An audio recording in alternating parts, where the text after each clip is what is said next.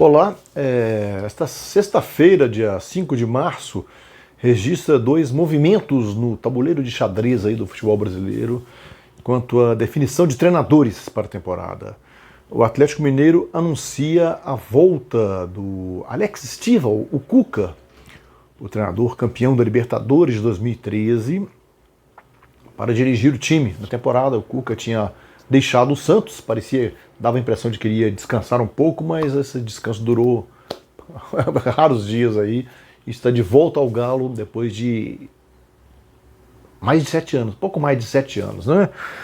E o Grêmio anuncia a permanência do Renato Gaúcho, o treinador mais antigo dos grandes clubes do futebol brasileiro, aí, desde 2016 está no clube, permanece por pelo menos uma temporada aí, dois técnicos vitoriosos, que tem no currículo o título da Libertadores, o único título do Galo e o último do Grêmio, sendo que o Renato ainda teve um título, o primeiro, como jogador. Então são técnicos vitoriosos dentro de campo, mas estão na berlinda fora dele. Essa semana não foi boa para os dois, não. O Cuca, em uma entrevista à jornalista Marília Ruiz, a companheira Marília Ruiz, da Band News, Band Esportes, tudo, do UOL, e resolveu falar daquele caso de estupro na Suíça de 1985, né, em que ele se envolveu juntamente com 3 outros jogadores, Fernando Henrique e Eduardo. O Eduardo era um goleiro que depois virou Chico.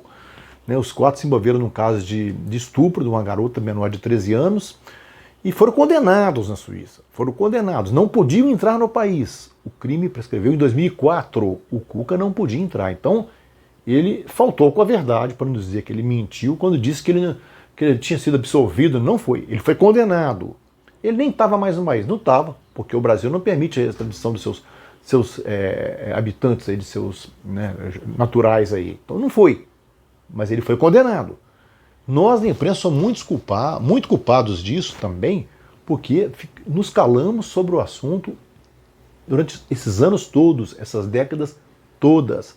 36 anos de silêncio. A imprensa é culpada, sim, e eu, como já fui editor de um jornal em Minas, estado de Minas, sob cuja direção, em cuja época de edição o Atlético foi campeão da Libertadores sob direção do Cuca, nós não levantamos essa lebre. Não foi. É uma falha nossa da imprensa também. Vamos ser humildes e reconhecer. Mas hoje em dia não dá mais para fugir desses assuntos, não. Os assuntos não podem ficar no passado. A mesma torcida do Atlético que repudiou a permanência do Robinho quando ele foi condenado na Itália, e a condenação ainda não é a última instância, por estupro, né? Estupro na Itália nem era de menor, mas era um estupro, né? Ela repudiou veementemente e inicialmente repudiou, parte dela, a tentativa de repatriar o Cuca, mas pelo jeito ela foi voto vencido nisso aí. Então não podemos fechar os olhos para isso. Ele chega ao Atlético na berlinda numa semana em que minimizou o assunto do estupro, em que ele contemporizou e era mais honesto dizer, chegou que estava arrependido, que ele realmente praticou, se envolveu naquele ilícito, foi condenado com provas, porque lá se condenam com provas, e ele e os outros 3 jogadores. Há jogadores desses 3 aí que já admitiram o delito, ele não quis admitir, ainda apelou para a família. A surrada forma de pegar a família para justificar a sua conduta ilibada. Pode ser que ele tenha até uma conduta ilibada mesmo, pode ser que tenha se convertido mesmo a Deus, a Nossa Senhora, que ele é devoto dela, sempre veste uma camisa com o nome dela. Ele frequentava uma igreja em Belo Horizonte, a mesma que minha mãe frequenta, no Colégio Santo Agostinho, Nossa Senhora da Consolação em Correia. Então ele realmente pratica. Mas era mais honesto da parte dele, mais sincero, mais humano. Ele reconheceu o erro, ele dizer que cometeu um erro, que está arrependido. Então, tentar tocar a vida. Porque já passaram 36 anos, a vida seguiu. Né? Mas não foi. Tergiversou, fugiu do assunto. Então é muito chato. É muito chato mexer nisso aí. Foi uma semana ruim para ele. Boa, por causa do Atlético, que renova com um treinador que é bom, que fez um bom trabalho no Santos, que é inquieto, que gosta de times ofensivos. Esse aspecto não há o que discutir. Gosto do treinador Cuca, gosto da inquietude dele à beira do campo, no seu estilo de trabalhar. Mas não dá para aceitar assim, simplesmente que passe por cima de um assunto que nós passamos durante muitos anos, mas que hoje não dá para esconder mais por debaixo do tapete. O Atlético contratou um técnico que é envolvido num caso de estupro e não assume isso, e que prefere fugir do assunto, minimizá-lo, e como se fosse uma coisa comum, e não é. Não é. Estamos numa outra fase. Que ele entenda isso. A crítica é a conduta do treinador. O Atlético vai ter que arcar com isso aí.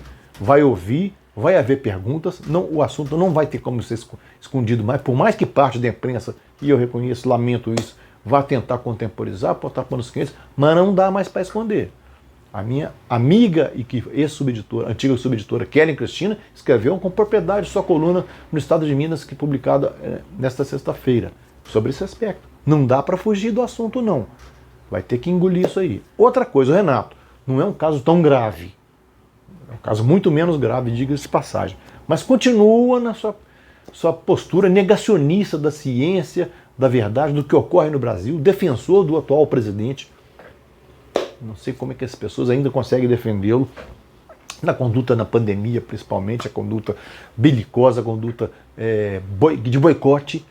E ele repudiou uma declaração honesta e sincera e louvável, elogiável no mundo inteiro, do Lisca, gaúcho como ele, treinador do América Mineiro, que desabafou que não era momento de ter futebol.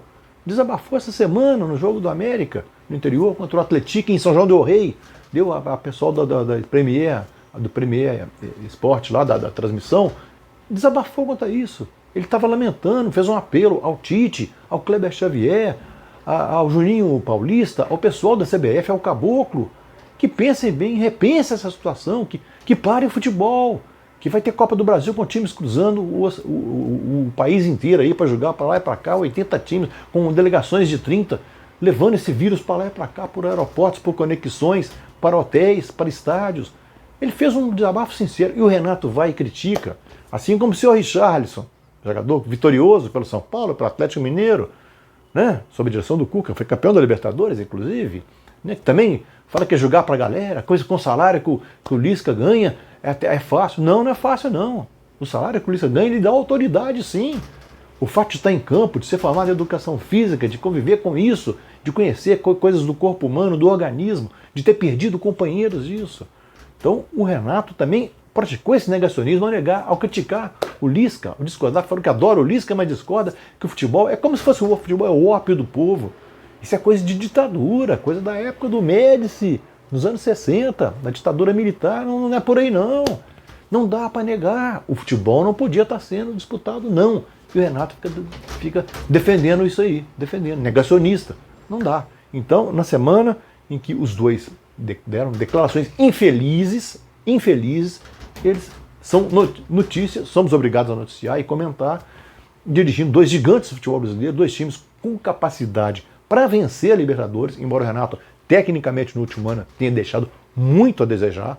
O seu Grêmio não foi aquele Grêmio de outros anos. Então são candidatos aos títulos que disputam. O Cuca com o Atlético tem condições de ganhar a Libertadores, sim, ganhar a Copa do Brasil, o brasileiro é candidato. E o Renato no Grêmio, pela antiguidade no clube, pelo prestígio de que ele desfruta, de ele conseguir jogadores, ele recupera alguns jogadores. O time pode se recuperar porque tem bons jogadores. Então, na semana em que eles celebram o anúncio da volta de do técnico da sua maior glória, e o outro, a permanência de outro, que é o seu maior personagem histórico, o mais vitorioso personagem de sua história, não dá para poder passar pano, não. Lamentáveis a semana dos dois, que eles reflitam sobre isso. Há tempo de corrigir mais ou menos. O primeiro reconhecendo o erro, um erro gravíssimo, um crime pelo qual foi condenado. O segundo reconhecendo um momento que não dá para ter futebol. Não é reconhecer e parar de ser negacionista. É isso aí, meus amigos. Fique com a gente. Até a próxima.